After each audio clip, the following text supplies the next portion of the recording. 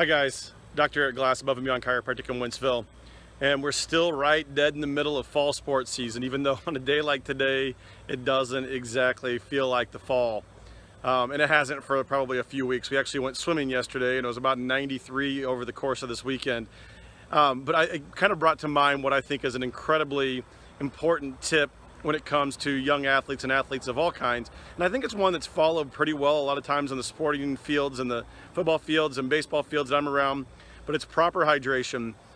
No matter where you are, whether it's indoors, outdoors, on a normal day, you need to make sure that you're hydrating athletes at least every 30 minutes. But on a day like today where it's 92 degrees outside, probably makes more sense to make sure that you're hydrating every 10 to 15 minutes. You're probably not going to overhydrate the athletes. Anytime you get a chance or a break, or if you're at practice, make sure you schedule those breaks in there because you got to make sure they're staying hydrated, prevent the muscles from cramping up and getting injured that way.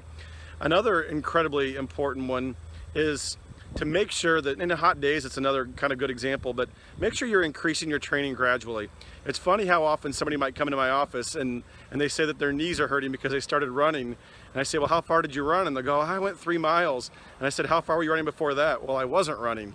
What is your expectation that's gonna happen? Your body's not used to it.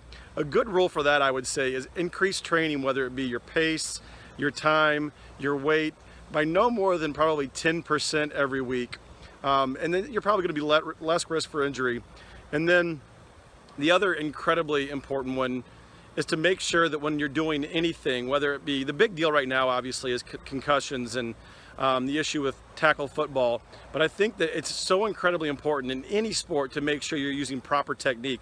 In that case, whether it's proper tackling technique, proper blocking technique, but in baseball, in golf, and anything else you do, you know, it's one thing that it's going to be the most efficient way to be able to shoot a basketball at a high percentage, or throw a spiral, or throw a baseball farther, hit a golf ball farther, is to have proper technique. But it's also one of those things that's evolved over time to make sure that you're at the least likelihood of injury. So make sure you work with a coach, make sure you're watching that type of stuff, and know that your young athlete is using proper technique when they're throwing, hitting, swinging, whatever it is they're doing in sports. So once again, thank you guys for tuning in.